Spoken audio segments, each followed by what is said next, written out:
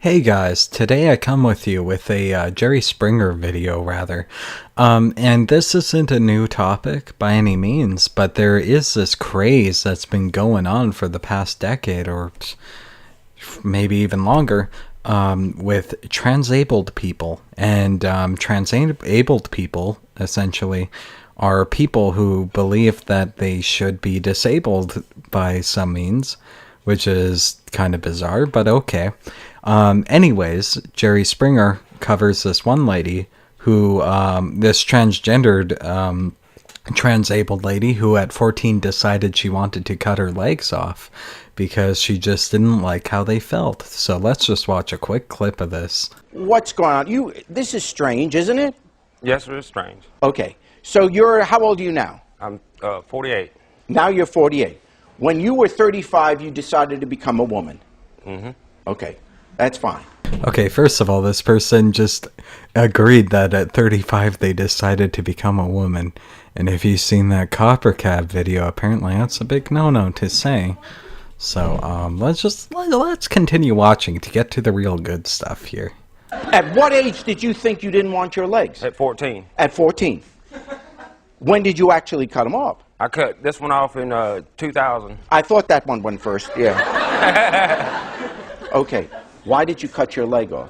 I didn't want them. My brain just kept saying get rid of them, so I had to get rid of them. Okay, so you cut your legs off because your brain said you don't want them. Somehow I find that kind of hard to believe, but okay, we're gonna watch a little more, maybe hopefully get a little more insight onto this this pandemic we have going on here. When you became a woman, did your brain say get rid of something else? Yeah, but I couldn't cut that off. Okay, I think getting your legs cut off is kind of a step above getting a sex change. I mean, one of them's actually a surgery that you can have done, and the other one is just something they do as a worst case scenario if you have problems. And oh boy, are we gonna get into that when we find out how they actually got their legs removed. What kind of things have you done to get your legs? I've injected my knee with my feces, 120 cc's under my kneecap, just liquefy it and pump it in. I've cut myself with razor blades. I've drove nails in the bone. My brain would just say get a 16-penny nail and a hammer and drive it in the bone, and I just drive it in the bone. That sounds actually excruciatingly painful. I think if anything, this person has a problem with masochism.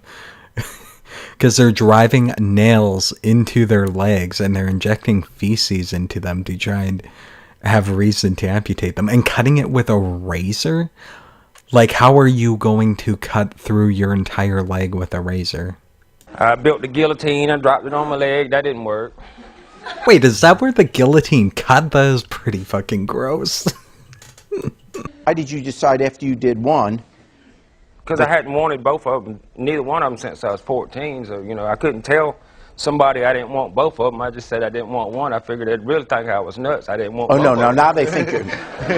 Oh, no. Yeah, guys, if you ever want people to take you seriously, make sure you only cut off one of your legs, or at least make them think that when really you want to cut off both, because they're going to think you're a nut if you want to cut off both your legs. Or for that matter, if you want to bleach both of your eyes so you can be completely blind. But we'll get into that in just a moment. Now, are you finished, or are we going to lose other limbs? No, I'm finished. What if your brain one morning says, you know what, I'm so tired of this arm? I'm an artist. I need my arms. Oh, you're an artist. You know what? If I ever do anything this stupid, you guys have my full permission to roast me for it and call me a hypocrite for making fun of this person. But damn, I need my arms. If it wasn't for the fact that I'm an artist, I would get my arms cut off, and that's the only reason I can make fun of this person. See, the part that's hard for me to believe is that there was no moment of regret. I'm not saying you didn't finally conclude to do it, but it's just, that's the part that... No regret. You know what, Jerry? This person is just a bit of a nut, and we can only make assumptions as to why they would do such a thing. And, of course, one of those assumptions is a little bit obvious because, well, they made it onto your show.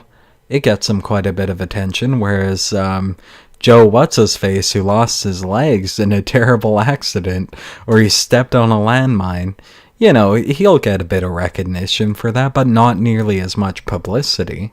So it does give someone their 15 minutes of fame and then some. I mean, look at me. I'm doing a video on this person right now. But I guess one of the issues I have with this, not really, I don't really care all that much, but this is kind of crossing a line, don't you guys think? These people are mutilating themselves for attention. People who actually get disabled don't choose to be disabled. You know, now you got these people who were perfectly healthy that choose to cut off their own legs, and now they're parking in people's handicap spots, they're using their washrooms, and those are designed for people who have been in accidents, who have like bodily defects and need those resources available to them. And the special snowflakes jump in and they flood the market. And what can I say? It's just a little bit, it's crossing the line a little bit. I went blind on purpose, but I don't feel it was a choice. I went blind on purpose, but I don't feel it was a choice. Did you take a second to think about that? Clearly you did not, because that is contradictory. You did it on purpose. You can't just say, oops, I made myself go blind, but it wasn't my fault. You know, the voices in my head, they told me to do it, man. For most people, going blind would be a nightmare. But for Jewel Chooping, it was the fulfillment of a lifelong dream. She suffers from a rare condition called martyrdom complex, body integrity identity disorder, which led her to deliberately take her own sight. When there's nobody around you that feels the same way, you start to think that you're just very crazy. I don't think I'm crazy. I think I have a disorder. I don't think you're crazy. In fact, I totally get what you're doing and why you're doing it. Because being a victim is a really hot commodity nowadays, and it's a really easy way to feel important in the world. And, you know, if you're not disabled, then the easiest way to do it is to make yourself disabled. And heck, why don't you go and lie about it as well, too? Because people won't sympathize with you as well if they know you did it on purpose. You know, kind of like what's happening right now with people knowing you did it on purpose. But I guess that's kind of a double-edged sword, because you do get a bit of popularity for being that person who's that crazy enough to blind themselves just to be blind. BIID means that you have a need to be disabled in some way. I think it's pretty safe for me to say that nobody needs to be disabled, you know, aside from the people who actually are disabled for legitimate reasons, not self-inflicted reasons. But aside from that, I think people are just using this as a special snowflake treatment sort of thing. This condition is the definition of martyrdom complex, essentially. The drain cleaner was easily available to me. I went with that. She found a psychologist willing to help her, and after 2 weeks of working together to make sure she was ready, they carried out Jewel's plan. A psychologist actually said, "Yeah, this is a great plan. Yeah, I'm gonna help you out with this. Just don't forget to give me all the money, yeah." I laid down on the sofa and he sat next to me. Dropped 2 drops into each eye. My eyes were screaming. I had some drain cleaner going down my cheek, burning my skin. In the moment, all I could think of was, I'm going blind. It's going to be okay. God, I almost died there. Yeah, it was killing my eyes. It hurt a lot. But all I could think was, I'm gonna be blind. It will all be okay. After waiting half an hour to make sure the damage was done. That is literally the only time I've heard the damage being done being used in a positive way. I was so happy I felt that this was who I was supposed to be. So that's the plan, you guys. If you ever feel like you don't belong in this world, just pour some Drainol into your eyes.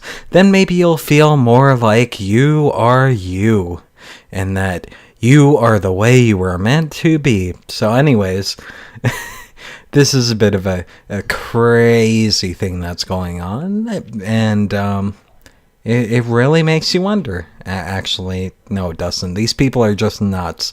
The first lady wanted to cut off her legs at 14 years old, and this second woman poured bleach into her eyes, got a doctor to pour bleach into her eyes to get rid of her vision, and she couldn't be more happier. She feels it was the way she was meant to be.